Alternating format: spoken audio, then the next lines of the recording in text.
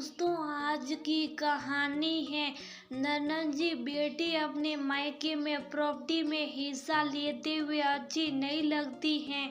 दोस्तों, कहानी शुरू करने से पहले अगर आपने चैनल को सब्सक्राइब नहीं किया हो तो कर लीजिए ताकि आपके पास पहुंच सके हर नया वीडियो। जब से अनाया मायके आई है तब से भाभी नव्या की घबराहट देखने लायक है। इतनी घबराहट के बावजूद भी नव्या एक पल के लिए उसे अकेला नहीं छोड़ रही। अगर खुद किसी काम के लिए जाती तो अपनी 12 वर्षीय बेटी सुरभि को उसके पास बैठा जाती। पता नहीं मन में ऐसा क्या मैल भरे बैठी है। बात बात पर पता नहीं दुनिया जान के कौन कौन से किस्से सुनाने लग जाती हैं। कहीं तो ऐसे लोगों के किस्से हैं जिन्हें अनाया जानती भी नहीं। पता है दीदी, हमारे पड़ोसी में एक शर्मा जी रहते थे। उनकी बेटी ने अपने मायके से प्रॉपर्टी में हिस्सा क्या मांग लिया। मायके वालों ने पूरा ही व्यवहार खत्म कर दिया। आज मायके को तरस गई हैं। पता नहीं थोड़ी सी प्रॉपर्टी के पीछे लोग अपना व्यवहार क्यों खराब करते। अनाया ने अभी भी कोई जवाब नहीं दिया, बस अखबार के पन्ने पलटने लगी। देखकर नव्या से बर्दाश्त नहीं हुआ तो फिर बात पलटते हुए बोली, और तो क्या बताऊं दीदी आपको, वो सेरा अंकल की लड़की याद है। वह तो अपने भाई से प्रॉपर्टी के पीछे ही लड़ पड़ी। लोगों ने बड़ी थू की उसकी। समाज में कितनी इज्जत खराब हुई उसकी। ना घर की रही ना घाट की। इतने में भाई आशीष भी घर आ गया। हमेशा प्यार से गले लगने वाला भाई आ जाते ही सबसे पहले पूछने लगा, अरे दीदी आज अचानक कैसे, सब खैरियत तो है ना। हाँ सब ठीक है, तुम बताओ। इससे पहले कि आशीष कुछ जवाब देता नव्या ने ही जवाब देना शुरू किया, अरे क्या बताए दीदी, कुछ भी सही नहीं चल रहा। काम धंधे भी ठीक नहीं चल रहे। ऊपर से आए दिन होने वाले घर के खर्चे, मम्मी जी से की दवाइयाँ, आने जाने वाले मेहमान और रिश्तेदार। अब आपको क्या बताऊँ, आप तो खुद ही समझदार हो।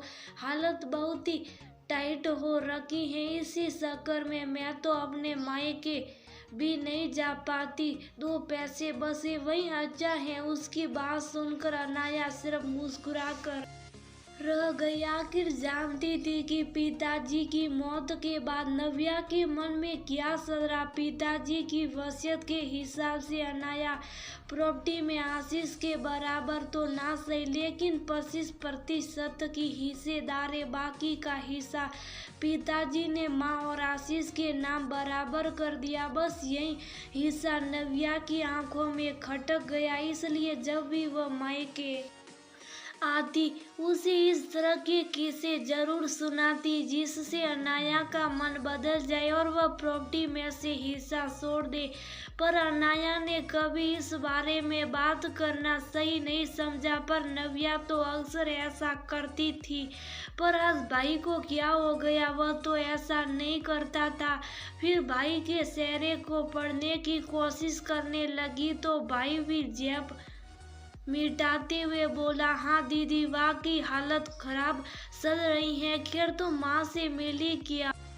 नहीं, मैं जब से आई हूँ बस उन्हीं का इंतजार कर रही हूँ। मेरे आने से पहले ही माँ मंदिर चली गई थी इसलिए अब तक नहीं मिल पाई हो। चलो कोई बात नहीं दीदी, मैं अभी आया कहकर आशीष अंदर कमरे में चला गया। पीछे पीछे नव्या भी उसके साथ कमरे में चली गई। थोड़ी देर बाद दोनों कमरे में से निकल कर आई और आकर अनाया के पास बैठ गए।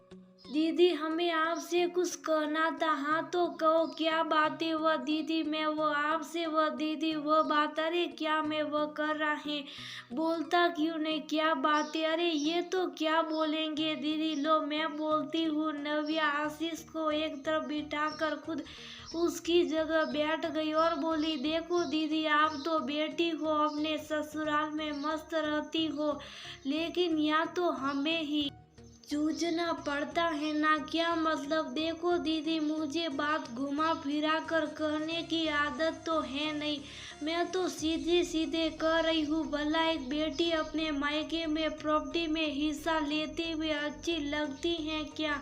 ससुराल की प्रॉपर्टी में भी हिस्सा और मायके की प्रॉपर्टी में भी हिस्सा, ये तो गलत बात है ना।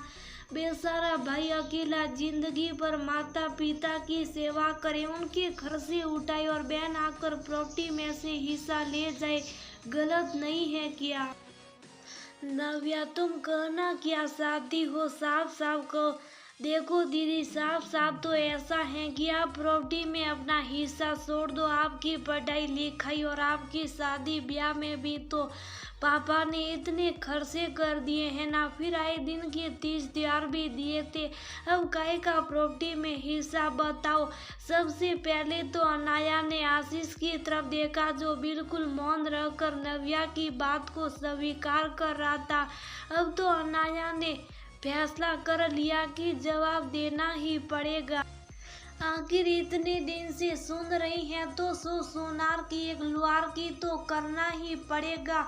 फिर लंबी सांस देकर उसने कहा, नव्या, ऐसा क्यों होता है कि लोगों को बेटी का हिस्सा ही बुरा लगता है? कितनी आसानी से कह देते हो कि तुम्हें पढ़ाया लिखाया, तुम्हारी शादी में खर्चा किया, तो क्या भाई की पढ़ाई और शादी मुफ्त में हुई थी? उसे भी तो पढ़ाया लिखाया था, उसकी भी तो शादी में खर्च किया था। बेटी को 30 त्योहार पर देते हो तो बेटे को भी तो उसका काम धंधा सेट करने के लिए एक मुश्त पैसे देते हैं।